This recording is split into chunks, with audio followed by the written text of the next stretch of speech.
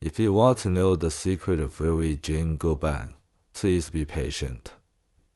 I will reveal it at the end of this video. After defeating the demon king of chaos, the monkey king returned triumphantly to his home, the flower fruit mountain. With a mighty blade in hand, he began to train daily, teaching the monkeys to carve bamboo spears, wooden swords, flags, and whistles. They practiced charging and retreating, creating camps in fortresses, reveling in the joys of mock battles. Yet, one day, while resting in thought, Wukong grew uneasy. He said, though we play, one day, this could be seen as rebellion. If the human king or the beast kings take offense, they may attack us. Why use the bamboo and wooden weapons against real steel? We need sharp and true weapons to defend ourselves. The monkeys froze with rage. Great king, your foresight is wise, but where can we find such weapons? Just then, 4 elder monkeys stepped forward. 2 were red-bellied macaques, and 2 were white-bellied gibbons. They spoke, Great king, eastward from here, 200 miles across the waters lies the kingdom of Ally. There, craftsmen forge weapons of steel and gold. If you go, perhaps you can acquire some. Overjoyed, the monkey king declared, wait here. I shall return shortly. With that, he somersaulted into the air and in a flash crossed the vast waters, arriving at Ally's bustling city. The streets thrived with merchants and citizens, the air alive with activity. Yet, Wukong, disliking the mundane ways of man, whispered in the incantation. He blew a gust of wind that summoned a fearsome storm. Sand swirled, stones flew, and darkness fell. Panic spread as people fled, markets closed, and even the king retreated to his palace. Seizing the opportunity, the monkey king descended into the city's army. Inside, he found a trove of weapons, swords, spears, axes, bows, and more. Perfect, he exclaimed. Pulling a single strand of fur from his body, he chewed it into pieces, blew on it, and chanted a spell. Instantly, hundreds of monkey clones appeared, each rushing to carry the weapons up the flower-filled mountain. When the sky cleared, the monkeys on the mountain saw the king return, leading a horde of monkey clones laden with weapons.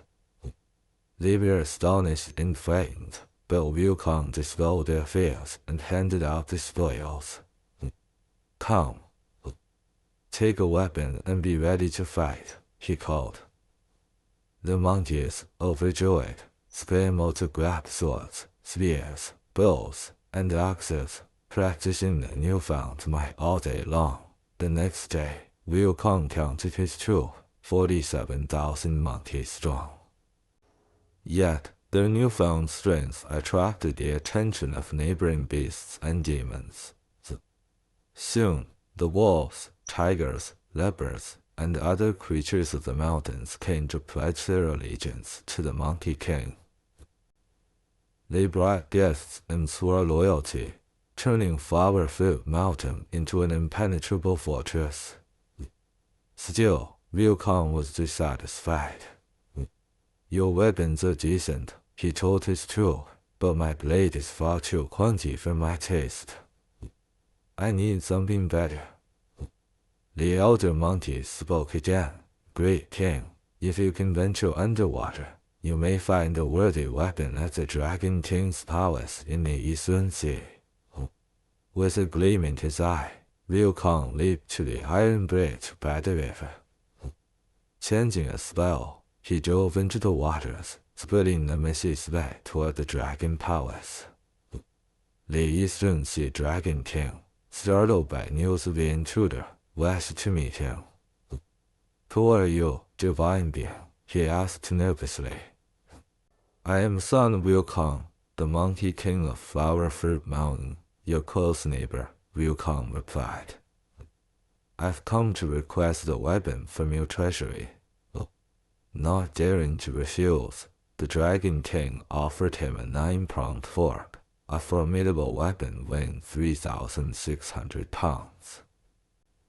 Wukong twirled it but scoffed, too light. Bring me something heavier. The Dragon King of the East Sea then presented a massive halberd weighing 7,200 pounds. Wukong swung it a few times and again dismissed it, still too light. At a loss, the Dragon King hesitated until his wife and daughter stepped forward. Great King, they whispered, there is an ancient treasure in the vaults, the god iron used by the legendary Yu the Great to calm the floods. Lately, it has been glowing with divine light. Perhaps it is destined for this guest. The Dragon King reluctantly agreed and led Wukong to the treasure. As they approached, a golden glow filled the chamber. There lay a colossal iron pillar, shimmering with an otherworldly aura. Wukong grabbed it and laughed. Too big. Too long. It must be shorter and thinner. Miraculously, the pillar obeyed his words, shrinking to a more manageable size. He examined it again, noting the gold rings at either end and an inscription that read, Ruyi Jing, the complete golden hoop staff. The staff weighed an astounding 13,500 pounds, yet Wukong wielded it with ease. A treasure that bends to my will, he declared joyfully. Twirling it, he unleashed a whirlwind display of his power, striking fear into the Dragon Palace's inhabitants. With his prize in hand, the Monkey King returned to Flower Fruit Mountain. His new weapon solidified his rule, making him a force to be reckoned with. And thus began the legend of Sun Wukong, the Monkey King, and his mighty staff, the Ruyi Jing, a tale of resilience, cunning, and the unyielding pursuit of excellence. From the Taoist perspective, one is the source of it all. The West Confucian states that the numbers 3, 5, 7, and 9 are young, positive numbers. The Chronicles of the 3 and 5 years explains, numbers originate with 1, develop with 3, and culminate with 5.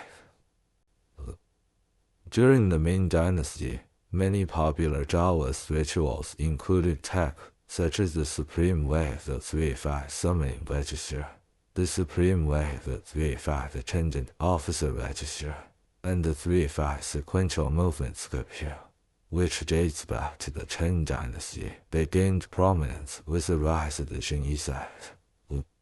These texts were used as magical incantations for exorcising demons and subduing evil spirits. In Taoist scriptures, 3 and 5 often directly symbolize the Tao or the attainment of it. The weight of the Ruyi Jing at precisely 13,500 Jing draws significance from this idea. Moreover, the numbers 1, 3, and 5 not only illustrate the deeper meaning behind the staff's weight, but also align with the idea of the Monkey King's soul number being 1350, representing him as the heavenly balanced stone monkey. Even more importantly, 1, 3, and 5 can correspond to the 5 elements in Chinese philosophy. The Taoist classic The Kinship of the Three, written during the Northern and Southern dynasties, states the numerical values of the 5 elements, metal, wood, water, fire, and earth, are expressed as the numbers 3, 5, and 1. The detailed relation of 1, 3, and 5 to the 5 elements can be discussed later. Wu Cheng'en, the author of Journey to the West, alludes to this concept in the novel's final chapter. In chapter 100, a poem reads, "The imperial edict conferred upon Tang Xuanzang, the sutra is aligned with the 5 elements." This line implies that Tang Xuanzang's retrieval of the Buddhist scriptures was also a result of the harmonious alignment of the 5 elements. This reflects the author's intention to incorporate Taoist principles into the narrative. The Ruyi Jing, which defeated celestial beings and subdued countless demons, is a Taoist symbol of mastery, not just over external monsters, but also over one's inner demons. As the saying goes, Buddha represents the heart, the Tao represents the foundation. Ruyi, meaning as one wishes, symbolizes the alignment of his Tao with one's will. This is the secret behind the weight of the Ruyi Jing.